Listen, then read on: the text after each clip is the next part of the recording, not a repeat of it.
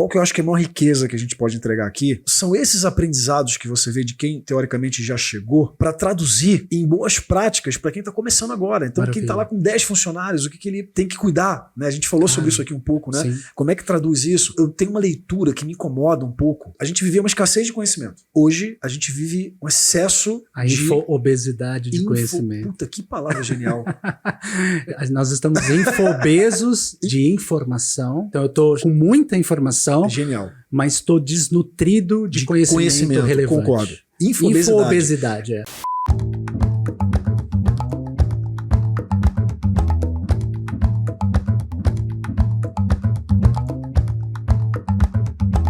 Fala, mestres e monstros, acompanhantes, seguidores aqui do Dono das Vendas. Muito prazer falar com vocês. Eu tô hoje com um convidado, cara, que eu tô com um monte de coisa aqui, que já brifei ele, que eu quero perguntar.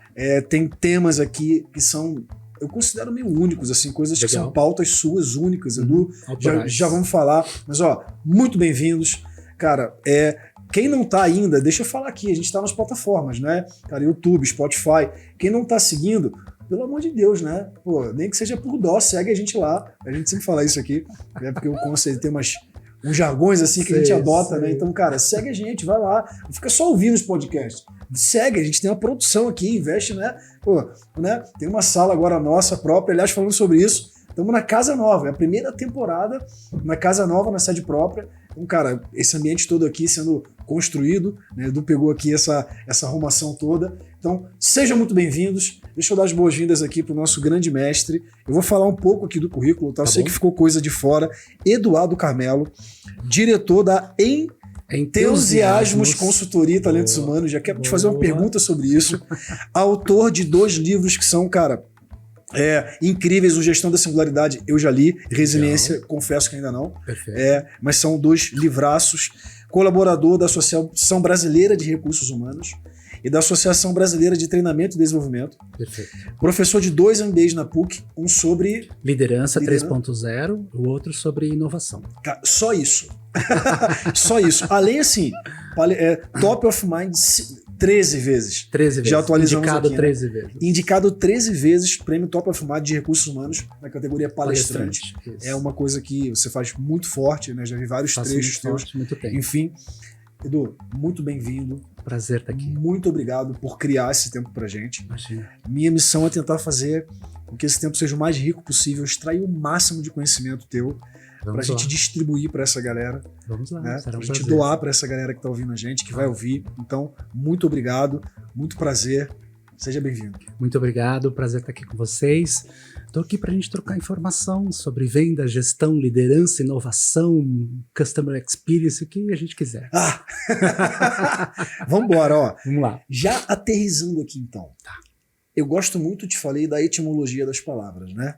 Eu sei que entusiasmo vem lá do enteosasmos, né? Tel é Deus, asmos é alma. Perfeito. Explica pra gente por que aqui entusiasmos. A etimologia da palavra em, que é dentro, teos, que é Deus, e asmos é plasmar ou conduzir. Olha então, só. uma pessoa entusiasta é uma pessoa que é conduzida pelo Deus existente dentro de si. Ou plasma, olha, isso é legal, ou plasma, dá forma ao Deus existente dentro de si, olha que legal. Então é sobre manifestação, apreciação, respeito e potência. Bonito, né? Legal, né? Cara, isso me chamou muito a atenção, porque eu lidero equipes comerciais há pelo menos uns 16 anos, né? E em algum momento da jornada, a gente vai fazer aqueles critérios de avaliação de performance. Já viu? Sim, que você monta lá. Bom, depois você vai falar sobre isso. Isso é uma prata da casa, é cultura, né? E a gente vai desenhar aquelas avaliações de performance. Perfeito. E em vendas, para mim, entusiasmo é uma... Aliás, deixa eu corrigir. Em vendas e no cenário de empreendedorismo, sem dúvida. Eu acho que o entusiasmo é uma coisa que... Porque eu também li assim, né, que entusiasmo cara... E aí aqui a gente está falando, né, Edu? Você pode me corrigir. aqui, não tem nada a ver com religião. Quando a gente fala Deus aqui, não tem nada a ver com religião. É etimologia, né? É grego. Ela é agnóstica. Né? Exatamente. A gente fala muito de propósito hoje, né? Propósito é uma palavra bonita, e em algumas vezes uma palavra já desgastada. Né? Verdade, a gente usa, inclusive, o propósito ideológico e o propósito funcional. Então, quando eu falo de propósito, eu estou dizendo que eu estou manifestando o meu compromisso e a minha causa ativa. Então, quando você entra na família dos proativos, entusiasta, engajado, compromissado, com propósito, protagonista, essa família de ativos, o que você percebe é que ele está internalizado, por isso que a gente gosta muito, né? Quando você tem a gente chama de um vendedor engajado, por exemplo, a gente usa o termo engajado. Então, quando você fala de entusiasmado, engajado, quer dizer, ou seja, aqueles caras que você tem meio que o sonho de consumo, né? Porque o entusiasmo, como ele tem um propósito, ele faz com que esses caras tenham uma noção estratégica de médio e longo prazo. É aquele cara que você diz o que ele precisa fazer uma vez. É aquele cara que você não precisa esperar uma avaliação de desempenho para ele te trazer informações. Ele mesmo, ele chama-se autotélico, olha que interessante. O entusiasta é um autotélico, ou seja, já está dentro dele o propósito, o Deus. Então, ele é um cara que tem uma grande diferenciação nessa área, por quê? Porque ele expande a visão e ele tem duas coisas fortíssimas. Ele tem autocrítica e ele se corrige. Ou seja, ele está aprendendo a cada instante, naturalmente, porque isso é a mola propulsor dos seus resultados. Ou seja, aqui a gente já está falando que a gente não quer um time, porque você já começou dando com 2 pés de sola no peito de todo mundo, tá bom? Só para te avisar. Olha, porque a gente vem de uma realidade onde as operações comerciais, eu posso dizer, pela amostragem que a gente tem aqui em Sales Club, da quantidade de operações que a gente recebe, empresas que a gente recebe, que ainda vem de uma cultura, eu vou dizer assim, do chicote, da cultura de você monta time, e aí são N iniciativas para motivar as pessoas, seja pela dor ou pela... né, então, prêmios, campanhas ou chicote, cobrança. E uma das coisas que eu prego é que eu não acho isso sustentável. Também não. E principalmente quando eu olho para a geração de hoje. Quando você traz isso, então eu não preciso de alguém motivado. Sim. Eu preciso de alguém entusiasmado. Olha, um dos vídeos... Poderia dizer isso. Um dos vídeos que a gente tem, que eu tenho, que mais impacta, é um vídeo no YouTube que fala da diferença entre motivação e engajamento. Então, você tocou no... Bom, já que a gente pode botar o pé aqui, vambora, né? Vambora. Ó, manda lá, solta o aço aí. Não, é uma reflexão, vamos refletir juntos. Dá para se dizer que até 2000 a gente tem um modelo de gestão que é comando-controle, onde, na verdade, o que no nosso livro a gente fez essa identificação, o líder, que a gente chama de tradicional, que se opõe ao líder singular, já vamos chegar na singularidade lá, tá aqui. Mas eu queria dizer o seguinte, o estudo que eu fiz era em momentos de extremo desafio, porque o Resiliência foi lançado em 2008, e aí eu comecei a fazer singularidade. E aí naquele momento, em 2008, não sei se vocês se lembram, era muita gente não batendo meta. Era uma crise que aconteceu em 2008. E o que a gente estudou? A gente estudou como o líder atuava com as equipes que há 3 meses não batiam metas. E o que você tinha? Você tinha o seguinte, chamava a galera na sala, mandava os resultados, chicote, lavada, feedback, feedback para todo mundo. Se desse tempo, um vídeo motivacional. Se desse tempo, uma dinâmica motivacional. Porque, finalzinho para terminar. Porque esses caras entendem o ser humano como um balão de emoções. Então, quantas vezes eu recebi de demanda, Edu, minha equipe está desmotivada, precisamos dar um gás na equipe. A partir de 2000, que você começa a ver uma gestão que é uma gestão muito mais profissional e precisa em termos de informação, você descobre que esse homem de vendas, ele não é mais um balão de emoção.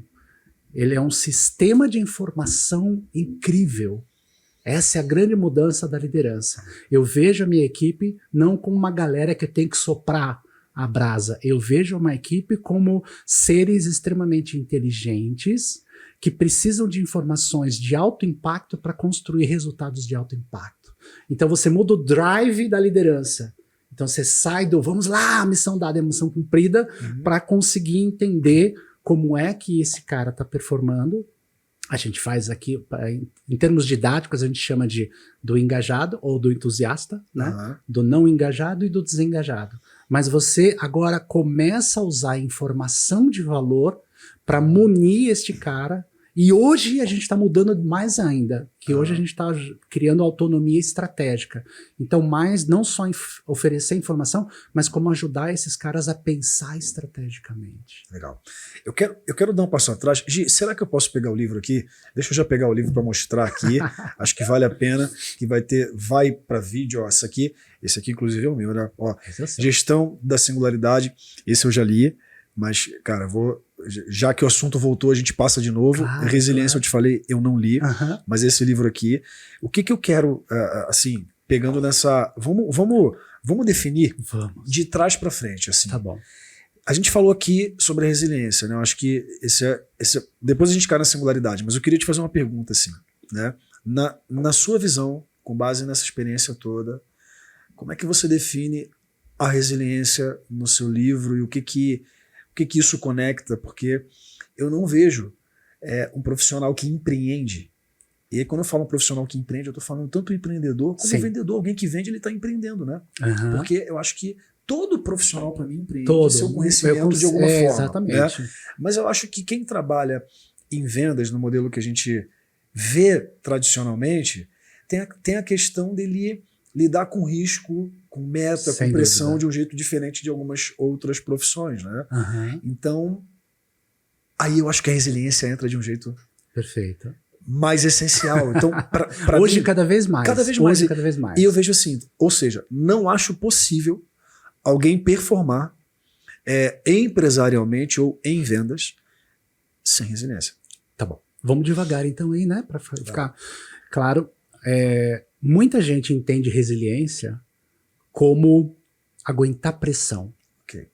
Muita gente entende resiliência como um líder que estressa como se fosse um elástico máximo a sua equipe, porque estressar ao máximo a equipe é onde ela traz os resultados, principalmente para aqueles que eram resistentes.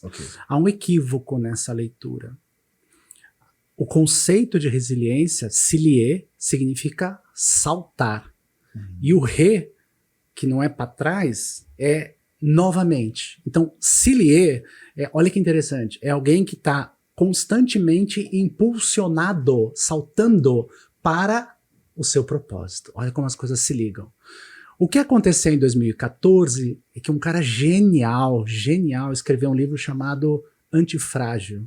Sim. Então, quando o Salim escreveu Antifrágil, ele botou na primeira página do livro que resiliência não crescia, era robusto. Não, foi suficiente para uma cacetada de empresários dizerem, não, antifrágil é melhor que resiliência, antifrágil porque a resiliência é robusta. Ele é um gênio, só que ele estava errado.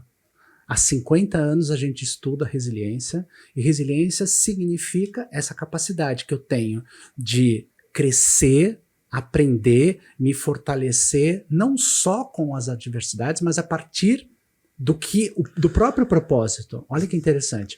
Então hoje a gente usa resiliência estratégica.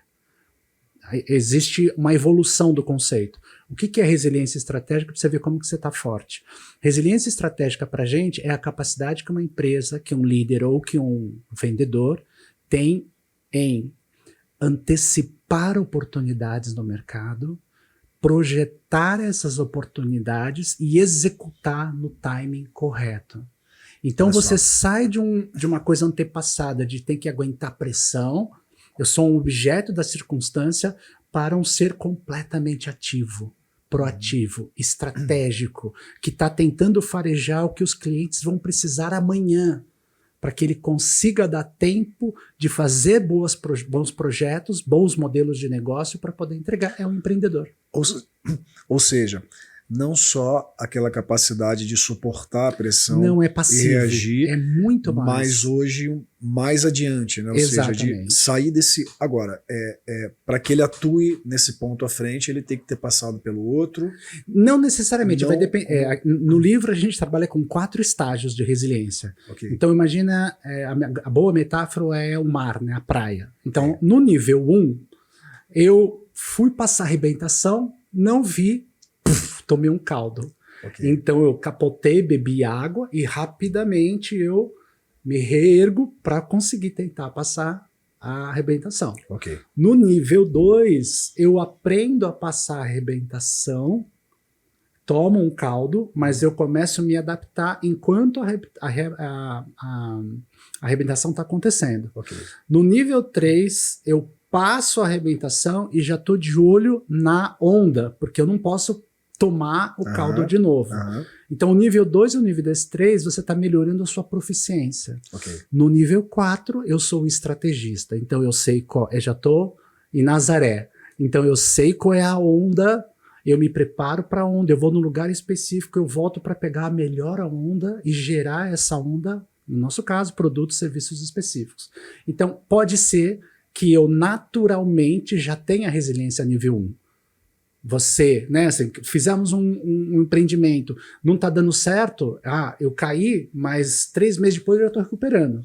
Ou você hoje provavelmente já é resiliência 4, já é estratégica, porque você já passou por diversos exercícios na sua vida que você hoje já tem as habilidades necessárias e você não é mais um novato. Sim, você é um estrategista, empreendedor de 16 anos com 5, 6 empresas, então o seu trabalho é farejar esse futuro e antecipar justamente para criar produtos, serviços e abordagens de técnicas de vendas maravilhosas para dar conta disso. E a gente poderia, de repente, afirmar que não tem como chegar num nível sem passar pelo outro, né?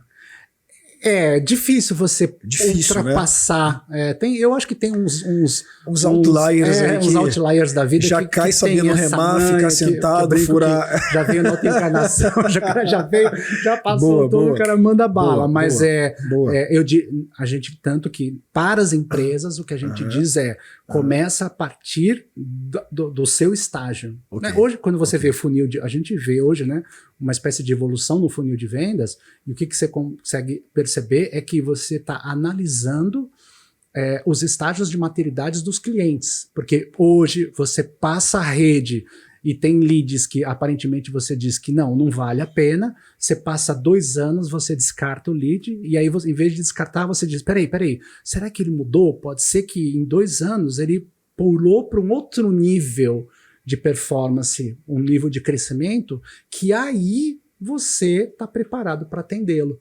Então, se você não descartar, pode ser que você não consiga, você perde toda a estratégia de desenvolvimento. Mas se você está com ele ainda, você consegue perceber a cada nível de melhoria de performance, a gente tem capacidade de criar um estilo de relacionamento com esse cliente. Cara, animal. Isso aí, só isso é assunto para mais de hora. Bacana, né? Nós vamos estudar os conceitos todos aqui junto, mas legal, né? só esses 4 níveis de resiliência, eu acho que, cara, são incríveis. Vamos conectar algumas coisas aqui. Queria que você dissesse um pouquinho pra gente o que a Entusiasmos faz. Tá bom. Porque eu sei que tem um trabalho muito forte com liderança e aí a gente entra em singularidade. Tá bom. Pode ser? Só para dar esse norte claro. para a galera. A Entusiasmos é uma boutique de conhecimento. Nós somos pequeníssimos, mas nós trabalhamos com grandes empresas. O que a gente ajuda? A gente ajuda a criar transformação cultural, transformação digital e transformação estratégica. Para qualquer tipo de transformação dessa empresa, que está de uma pequena e quer para uma média, que está de uma média e quer para uma grande, que está de uma grande que quer criar um must-have organizacional, a gente ajuda nesse processo de transformação. Okay. E para este processo de transformação, nós temos um desenvolvimento específico de capacidade dessa liderança, para essa liderança ganhar rapidamente as capacidades necessárias para ela dar conta dessa transformação. A gente sabe disso, você sabe muito bem. No Brasil, de cada 10 projetos de transformação, seja cultural, digital, que é o mais conhecido hoje, ou estratégico, somente 2 desses 10 conseguem ultrapassar, né, os 2 anos de consolidação. Eles não conseguem, eles perdem dinheiro, perdem tempo, as equipes ficam desengajadas, porque tem gente que está lá há 5 anos, já participou de 3 projetos de transformação e já nem está mais engajado porque sabe que não é sério a coisa. Então a gente tem um projeto de capacitação para dar conta, para ajudar essa empresa a ultrapassar o Vale da Morte. Só para nortear um pouco para a galera que está ouvindo, Edu, você trabalha com grandes empresas. Eu trabalho com grandes empresas. Grandes mesmo, né? Dá um exemplo de algumas empresas que você fez projeto. Eu trabalho com IBM, AstraZeneca, Pão de Açúcar, EMS. Só para a galera ter noção do BASF. Né, assim, são só empresinhas. Só essas empresinhas. De Não, milhões. mas eu estou trazendo isso pelo seguinte. A tua experiência dentro dessas empresas, o nosso público aqui, pode ser que tenha alguém dessas empresas aqui ouvindo a gente, mas em geral, a gente tem aqui no Sales Club empresas de até 2 milhões de faturamento. Legal. Vem para cá. De 2 a 10 milhões, até 50 milhões, enfim. Mas são, digamos, empresas pequenas perto dessas empresas que você atende. Qual que eu acho que é a maior riqueza que a gente pode entregar aqui são esses aprendizados que você vê de quem, teoricamente, já chegou, para traduzir em boas práticas para quem está começando agora. Então, quem está lá com 10 funcionários, o que ele tem que cuidar, né? A gente falou sobre isso aqui um pouco, né? Sim. Como é que traduz isso? Porque a gente vê que as empresas, eu tenho uma leitura que me incomoda um pouco. A gente vivia uma escassez de conhecimento. Perfeito. Lá atrás, bem lá atrás. Hoje, a gente vive um excesso de obesidade de conhecimento. Puta, que palavra genial. Nós estamos infobesos de informação, né? Então eu estou com muita informação, genial, mas estou desnutrido de conhecimento relevante. Concordo. Infobesidade. Adorei a palavra, já vou adotar aqui by Eduardo Carmelo. Infobesidade. A infobesidade tá fazendo as pessoas se perderem, porque ele começa e ouve falar de OKR, de não sei o quê, de várias práticas. Sim. Esses dias eu fui chamado para uma empresa para dar uma palestra, uma indústria de cosmético grande, lá de Minas. E eles queriam falar sobre OKR para os gestores. E a gente foi olhar o que eles tinham. Não tinha como eu ir lá falar de OKR. Eu uso OKR, eu venho de startup, te falei isso. Perfeito. Eu uso OKR há 10 anos, 11 anos. Sim. Mas não tinha... Como que eu vou ensinar OKR para uma galera que não tem nem reunião diária com o time, que não tem rotina, que não tem... Não faz sentido. Então, pegando esse gancho, eu queria... Primeiro, explica pra gente o que é essa singularidade. Tá bom. E vamos começar a entrar em quais são os maiores erros que você vê, que eu acho que é essa coisa do que dá errado, o que não funciona. Acho que é uma boa abordagem, você acha? Se você não achar também, a gente faz o que você quer, porque eu tô adorando, você é um cara de inovação, então vamos... Eu tô adorando estar com você aqui. Então vamos devagar. O que a gente estudou foi uma série de empresas que nos chamaram, que me chamaram em 2008 para dizer, Edu, precisamos criar alguma coisa em inovação no que se refere à liderança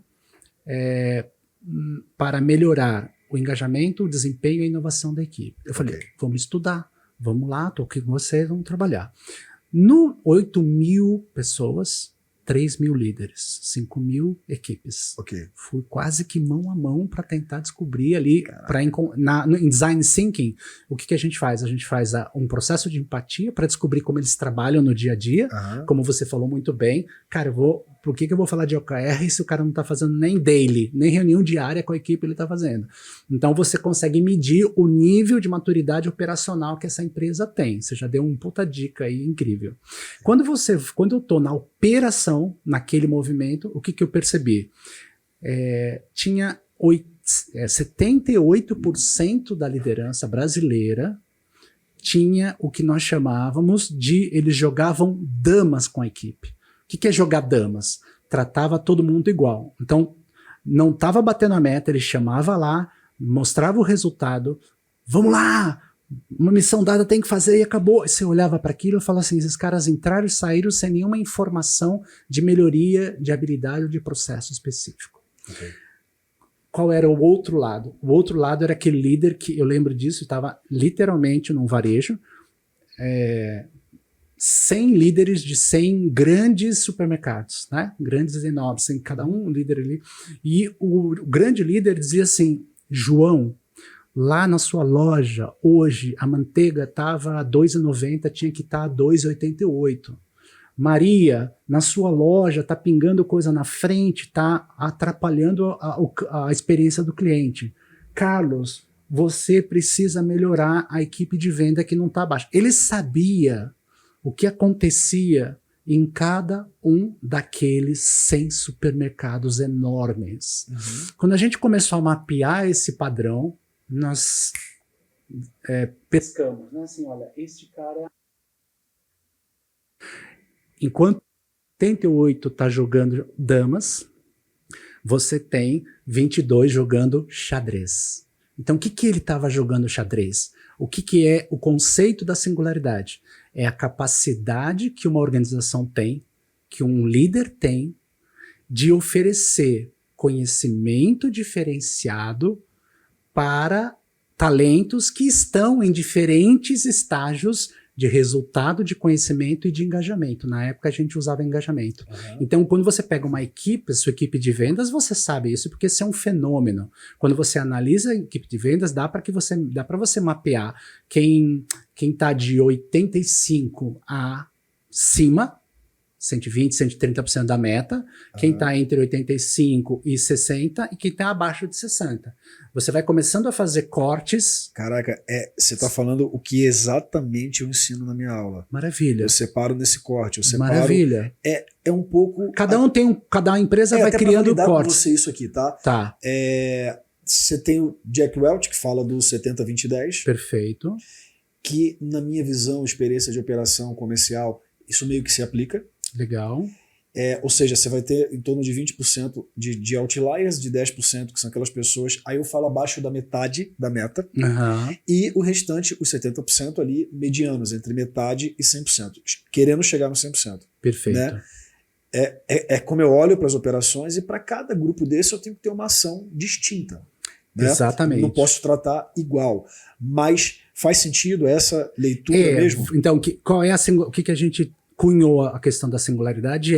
Não dá para chamar todo mundo, volta só um pouquinho, cada uma dessas faixas que você define qual é o critério que você usa, ou seja, você já começou a singularizar, você segmentou em 3. Mas para quem não tem nada, acho que a maioria talvez não tenha, já é uma boa. O livro já te ajuda a fazer exatamente isso. Então você segmenta. Qual é do...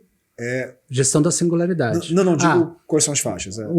O que a gente respeita o que cada empresa faz, mas no livro a gente organizou da seguinte forma: de 85 para cima, engajados, de 84 até 60 não engajados, de 60 desengajados. A gente tem empresas... 60 para baixo, né? 60 para baixo. Beleza. Então tem clientes nossos de altíssima performance que em vez de 60 está colocando 70. Perfeito. A proporção, ela varia um pouco também. Não significa que você tem 10, 70 e 20. Ela vai um projeto recente nosso, ele tinha 38, olha, era bastante de alta performance, alto. 48 e 13. Então, era diferente. O 13 ficou bem perto ali. O que é importante você sacar é o seguinte: cada faixa dessa, você tem o resultado. Então, lembra, o resultado que eu tenho, o engajamento dele. Então fica muito mais fácil trabalhar com quem é engajado. Engajado para a gente é um estado de performance, não é um perfil. Então eu posso estar num lugar onde eu estou engajado, entra um líder novo e eu me desengajei. Ou posso estar num lugar, entra um líder novo e eu me engajei. É uma relação, o engajamento está ligado com a profunda relação entre o talento e o líder. E uma pergunta que pode parecer óbvia, mas o óbvio às vezes tem que ser dito, né? Claro. O engajamento, ele vai estar sempre atrelado ao resultado? Geralmente os mais engajados vão ter melhor resultado? Em geral, daria para dizer que... a gente pode dizer que quanto mais engajado você tiver, maior é o nível, maior o resultado. A pegada do engajado aqui, que não é motivado... Não é motivado, a gente já falou. Pegada do engajado Quem aqui... não ouviu, volta lá no início do podcast lá e volta lá. A pegada do engajado é que, na verdade, o engajamento, ele é um compromisso funcional e emocional. Então eu tenho um compromisso com a meta, chegou a meta, e eu tenho um compromisso emocional, ou seja, que você vê o olho dele brilhar. Então ele trabalhou os 10 primeiros dias, tinha uma meta de X, não conseguiu, ele mesmo começa a ter essa disposição para dizer o que eu tenho que fazer para melhorar. Então você não precisa, tanto que a gente fala, porque para o engajado ele é quase que, ele tem a mente de dono. Ele tem uma autogestão. Ele tem uma autogestão, que é tudo que a gente quer agora. Okay. Daqui a pouco a gente vai falar de gestão por contexto, e você vai, que está mudando o modelo de gestão agora, e a gente vai ver que a autonomia estratégica é tudo. Okay. Né? Então, quando você conseguiu fazer essa divisão da singularidade, o que você percebe? Vamos pegar um exemplo bem simples, que é a abordagem de vendas. Então, eu tenho abertura, apresentação, sondagem, objeção e fechamento. Então, quando você vê esses caras trabalhando, se você é um bom líder, você está vendo esses caras, o que você vai descobrir? Você vai descobrir que o engajado, ele tem um nível, se a gente desse uma nota para cada uma dessas etapas da técnica, você vai dizer que ele tá com 80, 95, 100 em cada uma dessas. Legal. Quando você pega os caras de média, você começa a perceber, como você deve saber bem, que tem uma dificuldade muito grande para muitas empresas brasileiras de fazer o fechamento em vendas. E hoje, quanto mais ligado ao customer success, você percebe que falta um bom trabalho de sondagem, porque às vezes o vendedor está impetuoso querendo fazer a venda e não está conseguindo aprender a sondar com o próprio cliente para capturar informações específicas. Então, o que faz um bom líder da singularidade? Olha esses talentos ou essas segmentações para descobrir onde estão os possíveis gaps, e aí você não vai construir um treinamento para todo mundo para a mesma coisa. Então o que era a falha, para terminar? A falha era, estamos ruim? Não precisa correr não. Estamos ruim? Volta e vamos dar treinamento para todo mundo. Aí todo mundo passa 8 horas fazendo treinamento de técnica de vendas que genérico, já viu aqui, genérico. Daí a singularidade. Esse é um ponto que eu bato muito. Eu não acredito mais em treinamento. Então somos dois. Somos dois. Aqui. Não acredito mais em treinamento. Não, vamos explicar depois, senão a minha área de treinamento, eles ficam bravos comigo. Você estava com o Fábio lá, você revelou sua verdadeira faceta do mercado. Já vou ser cancelado na BTD. O Fábio te fez. Vamos lá, ficou até vermelho. Não, é perigoso essa coisa. Não. A gente já vai esclarecer. Mas vamos lá, algumas coisas que você falou, só para colocar uma lente aqui para galera. Não acredito mais em treinamento pontualmente, né? A gente vai falar sobre isso. Essa questão que você falou para mim não acredito mais no modelo de gestão, comando-controle para alta performance em operação comercial. Vamos se ater aqui à parte comercial, que ocorre, né? A operação comercial, acredito em criar um ambiente que promova autogestão, autorresponsabilidade. Maravilha. Então, acho que esses são contextos importantes, cara. Eu trago na minha palestra, Edu. Isso. Exatamente. Na minha aula aqui no Sales Club. Maravilha. E acho que você vem preencher isso, sabe assim? Né? E tal. Então, vamos fechar esses conceitos para a galera, porque eu quero entrar aqui numa pergunta do como fazer, como gerar um time engajado, que aí cai no que você... Perfeito. Falando em seguida, né? Então, vamos fechar esses conceitos. Estamos super alinhados, né? Então, só para pensar em contraste, que eu gosto muito. E só uma coisa, desculpa, a gente não combinou, não, tá? Isso aqui, galera, é ao vivo, né? Se não tivesse, né, não tá, discordo e vamos que vamos. E acho que aqui tem um aprendizado, né? Só para abrir esse parêntese. A gente falou aqui no intervalo, acho que encaixa aqui, né? Inovação não é linear, né? Então a conversa não precisa ser linear. Nunca. Né?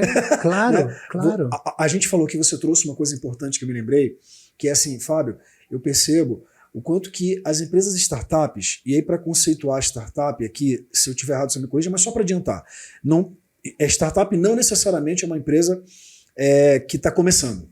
Ela pode ser uma empresa, às vezes, grande. É uma empresa que ela tem base tecnológica, ela tem uma característica de ser escalável, naquilo tudo que a gente vê. Né? Mas a gente subentende uma startup como um ambiente mais inovador do que as empresas tradicionais. Edu, até aqui... Maravilha. Tá ok?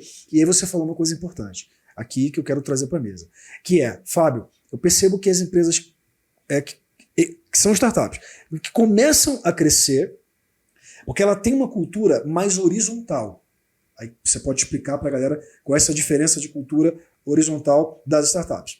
Quando ela cresce, ela tem que melhorar a gestão, ela tem que trazer práticas que muitas vezes são das empresas mais tradicionais, do universo da economia real, empresa mais tradicional. E aí você falou uma coisa que é importante, que assim, ela traz às vezes os maus hábitos. Sim. O que não funciona. Sim, sim. Né? É muito bacana isso. Quando você começa como startup, né, você, em tese, tem uma coisa maravilhosa nas startups, que elas conseguem cheirar as oportunidades de negócio, que muitas vezes é a miopia das grandes, ou a disfuncionalidade das grandes. Então, isso é uma coisa incrível. Então, eu estou lá como startup, eu estou olhando, estou vendo ali que tem uma falha no mercado, porque as grandes não se interessam ou não trabalham com isso. Daí eu sou pequeno, eu sou 10, e eu sou horizontal. Você já foi dono, eu já fui dono.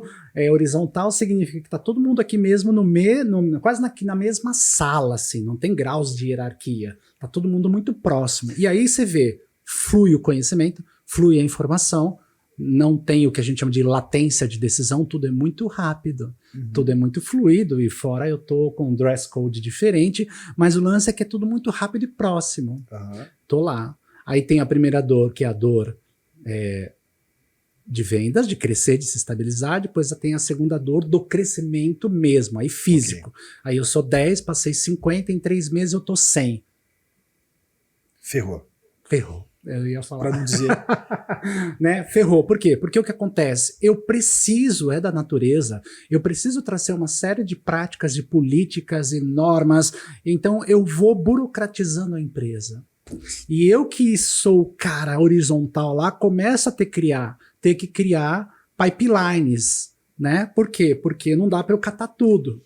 O que acontece que você deve ter, não sei se você teve essa dor, como CEO, quando eu vou crescendo, eu vou subindo para o board e vou perdendo o contato com a base. E a grande dor de todo mundo é que eu vou virando mais focado no desempenho e começo a perder a inovação. E todo mundo começa a sentir isso. Então eu trabalhei para uma grande startup que, quando ela era já reconhecida como uma startup jurássica, grande, né, ela tinha os mesmos tiques que o CEO não queria que aquela empresa tivesse. Olha que interessante. Perdeu a sair fora do horário, trabalhar coisas, se ele começa a ter problema das grandes, né? Então a grande queixa é: como é que eu consigo ter desempenho no crescimento, mas ao mesmo tempo a inovação? Senão eu começo a perder o meu diferencial, daí perder o entusiasmo. Perfeito. Porque o entusiasmo lá atrás era diferente. Vamos lá, então, acho que a gente pode nortear assim, né? Você tem de um lado a empresa mais horizontal, você já explicou aqui, botando mais uma lente. A empresa mais horizontal é aquela empresa que ela é horizontal, eu costumo dizer, pegando a carta de Bezos, né? Perfeito. Para quem não sabe, Bezos escreveu uma carta para o time dele, escreveu várias cartas, e uma delas ele fala sobre essa questão do disagree and commitment, né? Ou seja, cara, discordo, mas me comprometo. Perfeito. Eu tô trazendo isso porque eu vivi essa crise numa startup minha. Eu vivi essa crise. Eu vivi essa crise e eu vivi assim. Eu tinha uma cultura horizontal, porém com processo decisório forte, uma empresa bootstrap que rodava com capital próprio. Legal. E eu fui para dentro de uma startup, Edu, que era uma startup horizontal, mas eu acho que eu vivi ali, vamos dizer assim, o exagero da horizontalidade. Perfeito. Chegou a um ponto e, cara, agora eu não pensei em falar isso, mas veio, então vamos. Vamos. Que era assim, as pessoas achavam, porque uma das grandes características da horizontalidade que eu aprendi, Edu, você pode me corrigir, é que tem a ver com dar liberdade para as pessoas opinarem, questionarem, colaborarem com o processo decisório. Né? Ou seja, você permite as pessoas discordarem. Mas o fato de discordar não significa que não tem um processo decisório. Maravilha. E que também não tenha frustração. Eu vivi isso, inclusive, eu tive uma empresa com sócio, que a gente escrevia uns conteúdos e esse texto é meu lá. Né? Horizontalidade não é democracia. Mas assim, e aí eu vivi um processo onde, literalmente, Edu, falando para você, a pessoa achava assim, imagina que você é meu líder. Se eu discordo do que você está falando, a pessoa achava que porque ela não concorda, ela não precisa fazer. E as pessoas, literalmente, na empresa faziam o que elas queriam. Porque tinha uma... Eu não sei se você já deve ter visto. Posso te contar uma coisa? Pô, pelo amor Deixa eu te contar. Esse papo tá maravilhoso. Eu fui pro Vale do Silício fazer projetos de inovação. Sim. Vale do Silício, Abu Dhabi, Dubai, Abu Dhabi e Israel. Israel eu apaixonei, assim. Não queria voltar, voltei deprimido, percebi que eu não era ágil, percebi que eu não era inovador. Os caras estão 15 anos na nossa frente. Os caras estão 15 anos na nossa frente. E lá, em todos esses modelos, você tem... o modelo funciona demais, não por causa da diferenciação da tecnologia, mas por causa da cultura, da qualidade de relacionamento. Então, quando você vai lá e você fala em autonomia lá fora, o que significa que este ser tem liberdade com responsabilidade. O problema no Brasil é que quando a gente falou de autonomia, a gente teve que adjetivar. Eu não uso autonomia, eu uso autonomia estratégica. Por quê? Porque muita gente queria ganhar autonomia para quê? Para gerar mais resultado? Não, para fazer o que queria dentro da startup. E é o que você falou. Então eu discordo, então não vou fazer. Então como assim não vai fazer? Não, como assim? Existe um processo decisório. Cara, aí eu leio. Perfeito, Edu. E então, você viu isso lá fora. Então o que a gente tem que fazer? Aqui é um projeto, por isso que é forte no Brasil, porque a gente tem que fazer um processo de capacitação, mas um projeto de maturidade relacional e emocional das equipes. Aculturar, você estava falando. Né? Porque não é fazer o que quiser. Por que a gente usa autonomia estratégica? Porque eu preciso, na gestão por contexto, você traz muita clareza de estratégia, de princípios, valores e de habilidades. Por quê? Porque o que eu quero na ponta é que o cara esteja lá na ponta. Por exemplo, eu sou de vendas. Eu tenho na minha cabeça exatamente qual é a estratégia, eu tenho na minha cabeça os OKRs, eu tenho o meu trabalho de autogestão. E quando eu estou na frente do meu cliente, eu estou capturando valor singular que só eu poderia fazer. Porque o Big Data não consegue. Então eu estou no Small Data. Então eu capturo uma informação bacana, volto para a empresa, crio um produto, serviço, uma funcionalidade e devolvo isso. Essa é uma tarefa de vendas. De vendas. Mas para você ter um cara bom assim, você tem que ter conhecimento estrutural, inteligência emocional, autonomia estratégica, porque senão o cara vai lá e faz o que ele quer e não o que a empresa tem. Isso é mega importante, eu já vou conectar esse ponto, mas deixa eu voltar lá para te perguntar uma coisa importante. Então, assim, a gente vê a horizontalidade, que ela tem seus benefícios. Perfeito. E tem o seu ônus, tem o lado positivo, o lado negativo. Você tem do outro lado a verticalidade, que é mais comum nas empresas tradicionais. E tudo que a gente está falando aqui de empresa, para você que está ouvindo, traduz para o teu time. Sim. Traduz para a forma que você faz a gestão do seu time, né, Edu? Então, imagina que tem aqui um gestor de vendas que está ouvindo a gente. Cara, traduz para como você está gerindo o teu time. Você tem uma gestão mais horizontal ou uma gestão mais vertical. Existem coisas boas nesses dois universos. Imagino que... Você tem que achar o melhor, a dosagem. Isso. Acho que a palavra para assim, nós é... Para quem está ouvindo, cara, como é que começa? Como é que eu crio um time, então? A gente já entendeu, fazendo um resumão aqui, assim, como é que eu crio um time engajado, que é entusiasmado, que trabalha com uma gestão, como é que você chama? Gestão por contexto. Gestão por contexto. Como é que eu inicio isso? Se tivesse que dar um passo a passozinho para a galera. Tá bom.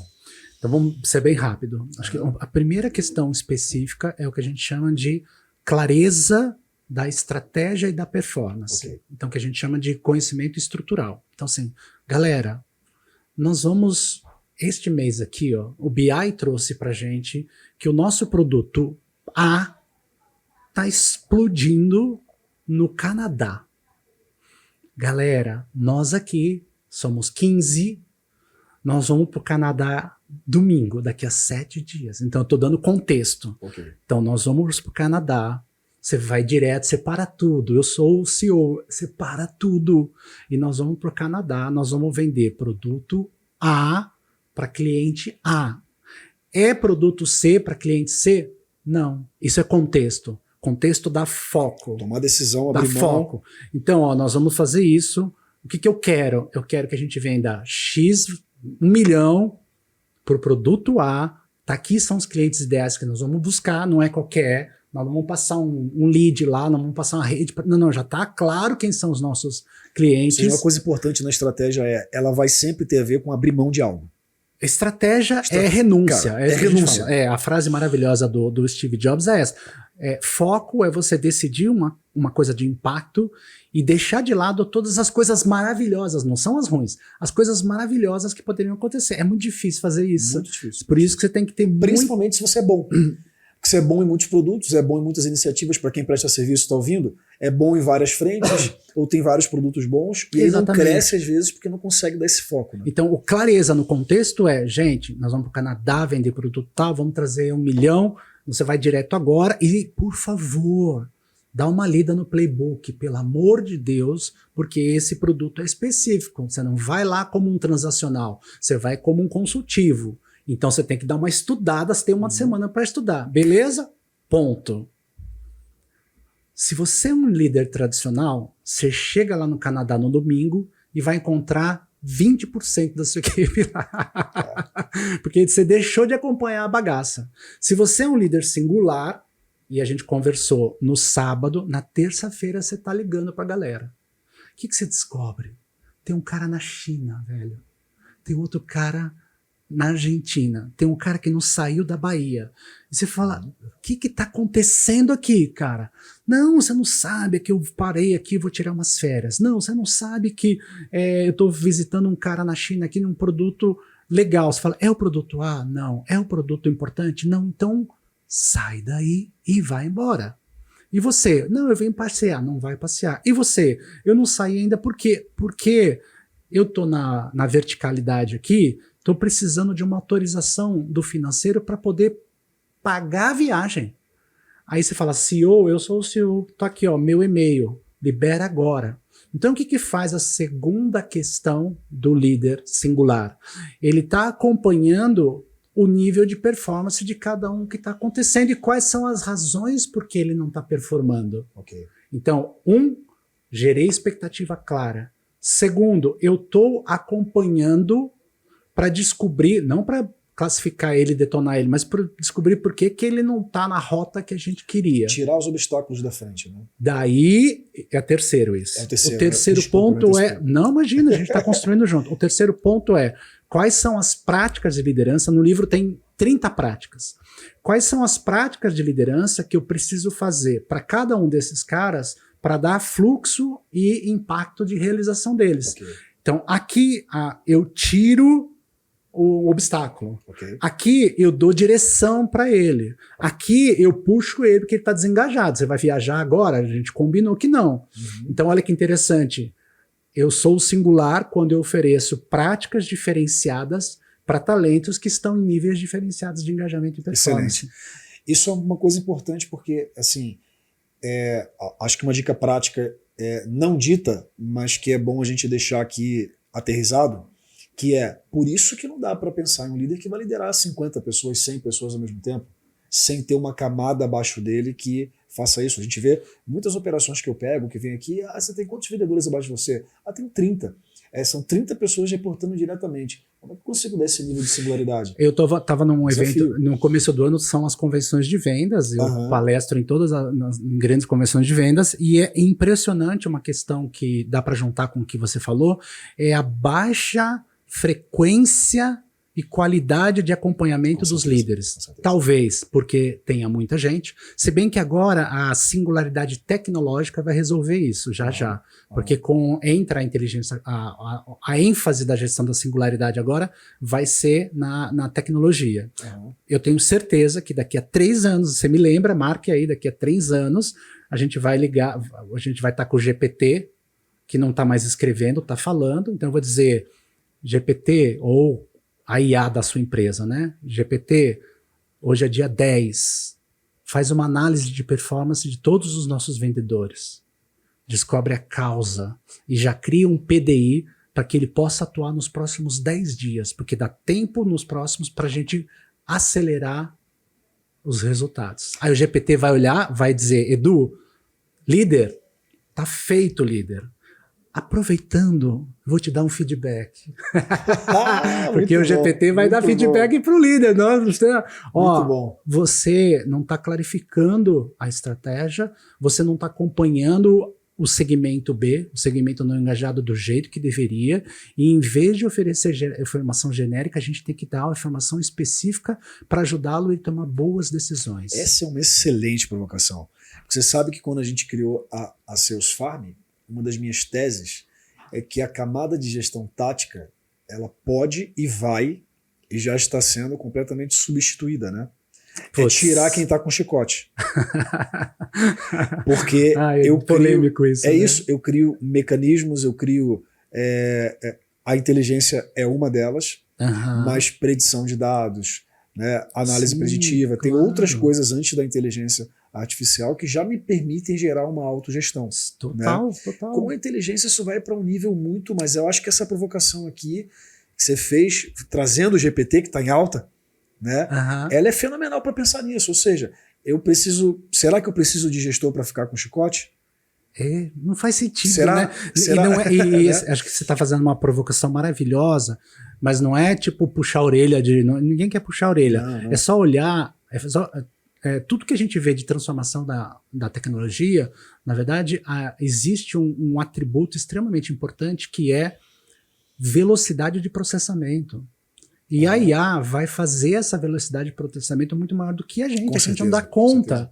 Então não faz sentido você estar ali para ficar checando o que o cara faz ou dando chicote. Quer dizer, imagina, você trocou uma informação precisa pelo chicote. O que adianta disso? Exato. Então, o que a gente está falando não é uma puxão de orelha, mas é uma análise de diferenciação, porque singularidade significa diferenciação.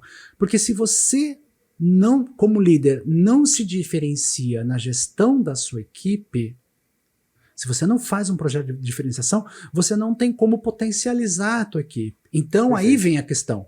Ou você se diferencia, líder, ou você se torna barato.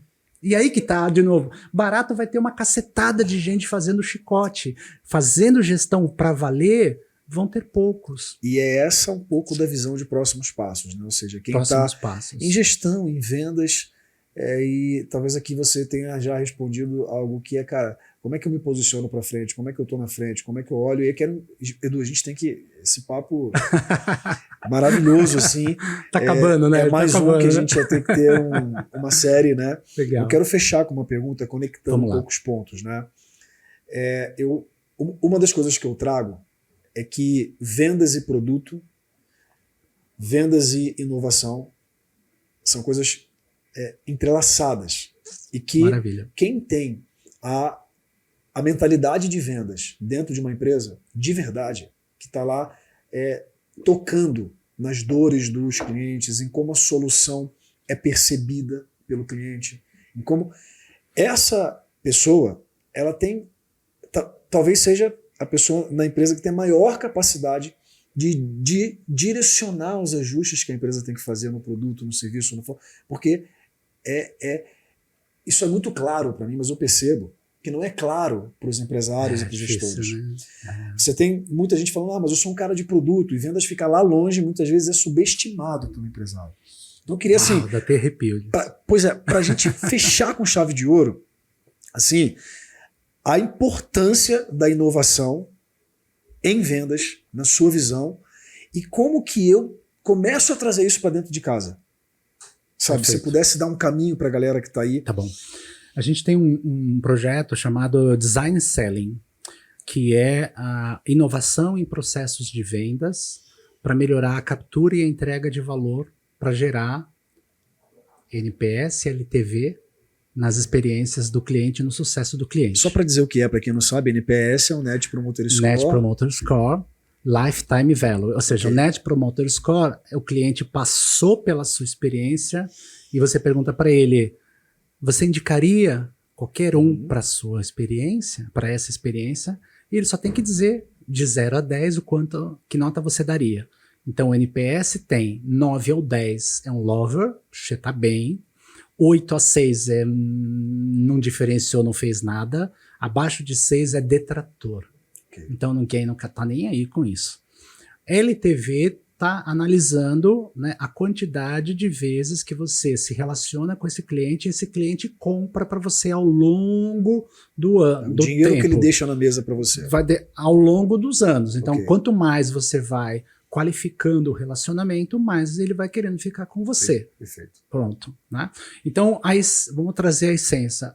A minha visão de futuro de um cara de vendas diferenciado. Então, está integrado marketing, vendas e customer experience ou customer success. Essas áreas não estão integradas ainda nas empresas, é uma pena. Mas quando este cara estiver integrado, quando esse vendedor for lá conversar com o cliente, ele vai estar numa mente que a gente chama de ambidestra. Uma parte ele está mostrando o valor e na outra parte ele está capturando o valor. Porque ele está capturando um valor de extrema riqueza, que é aquilo que está acontecendo agora na vida do cliente ou da empresa. Vou dar um exemplo bem rápido. Eu sou alguém da farma, eu estou na frente do médico, eu estou lá pedindo, trabalhando para ele prescrever o meu produto, e ele fala, hoje eu não posso te atender. Tem que ser muito rápido, que eu estou muito preocupada. Em vez dos seus 3 minutos, você tem 1 minuto. Então, um bom cara vai alterar o pitch dele para 1 minuto. Mas, um excelente cara diria, nossa, doutora, o que aconteceu? E ela fala, minha mãe teve um AVC essa semana.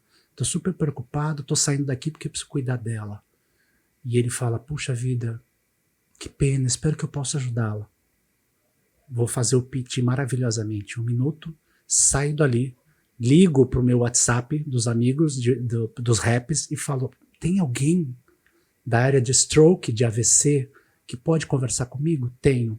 Eu tenho essa pessoa, esta médica, você poderia me ajudar em alguma coisa? Ela fala, poderia. O Fábio tem um manual de como lidar com a família do stroke, do AVC. Uhum. Ele pega esse mini produto, essa mini solução, oferta para ela um mimo no canal que ela quiser. Isso é realidade, né? O que aconteceu depois de um curso da gente. Uhum. Quando ela recebe isso, ela tem uma conexão emocional, é algo diferenciado, nenhum BI pegaria isso, nenhum GD pegaria isso, e ela então começa a abrir uma porta dentro do hospital muito importante, que é o que a gente chama de capacitação. Você vende o produto e você educa o produto que ninguém tinha conseguido naquele hospital. Porque eu, como um líder, um vendedor singular, com autonomia estratégica, estou fazendo a venda e estou capturando o valor importante para voltar, para produzir e para entregar num timing adequado, na qual essa experiência gere melhoria da minha reputação, melhoria do meu relacionamento e melhoria da minha receita. Perfeito. Aí está a inovação. A minha capacidade de buscar essas informações e criar algum produto, serviço específico para entregar a tempo para o cliente. Isso é uma coisa que chega a ser dicotômico, né? Eu vou te dizer por quê. Porque acaba que, à medida que o tempo passa, as coisas vão evoluindo e parece que é um ciclo e algumas coisas voltam à essência, né? Você pega alguns livros, por exemplo, Venda Desafiadora, sim, fala sobre o maior diferencial não é só porque o Spin ali já deu uma revolucionada quando falou, pô, quem vende melhor é quem entende, quem faz um diagnóstico melhor, né? As 4 entende perguntas. O real problema, né? E aí você vem algumas literaturas falando, não, olha só, além de entender, é quem consegue, cara, oferecer, entregar um valor primeiro, né? Perfeito. Então, quando eu consigo entregar um valor primeiro, isso vai muito além, né? Então, Edu, é forte isso, sabe por quê? Eu vou terminar aqui. Tá? Eu fui para Israel e eu fiquei abismado com o que acontecia lá. Por quê? Porque, no fundo, quando a gente começou, você me deu essa. A tecnologia é o meio, velho. Exato. Entendeu? O jogo continua sendo um jogo de criação de experiências wow e de construção de sucesso do cliente. Capacidade de conectar real. E a conexão real que a gente não perde, que a gente não está perdendo, vem exatamente do que está acontecendo aqui entre a gente. Você programou 5.000 coisas e apareceu outras coisas provavelmente mais interessantes. Por quê? Porque está vívido. E se você analisar profundamente os estudos de compra dos clientes, eles estão buscando alguém que compreenda eles. Alguém que crie uma experiência do diferencial, daquilo que nenhum outro mecanismo trabalharia. E só para finalizar, quando eu fiquei lá, eu escrevia todo dia porque eu queria entender o mecanismo deles, de mindset dos caras. Então, em síntese, para você pensar depois, eu tenho o discovery dos clientes, eu preciso descobrir o que os clientes querem. Agora e no futuro. Então, acho que a grande sacada de inovação no futuro é tentar antecipar os desejos de compra da galera. Perfeito. Discovery. Daí eu tenho a criação do MVP, eu preciso criar essa solução rápida. Daí eu tenho a validação, eu tenho a iteração, compra, negócio. Essa é a esteira deles, só que eles fazem bem pra cacete. Perfeito, perfeito. Ou seja, diferenciação, inovação. Continua sendo. Que aula, Edu. Obrigado demais. Obrigado a você. Esse papo parabéns, viu? Animal, incrível. animal. Muito bom, uma honra estar com vocês aqui. Olha só para lembrar, Edu vai estar com a gente agora no Soul Elite. A gente vai ter um evento agora em maio. Quer dizer, eu não sei em que momento você vai estar ouvindo esse podcast, mas a gente teríamos um evento em maio. Acho que se for cortar, Edu esteve com a gente aqui no evento. Edu esteve com a gente no evento Soul Elite também, dando essa palha pra gente aqui ao vivo. Como é que te acha nas redes sociais, Edu? Aí você tá nas redes? Meu nome é Eduardo Carmelo, com 2 L's. Então, @Eduardo Carmelo. Você pode ir pela entusiasmo, se você lembrar, legal.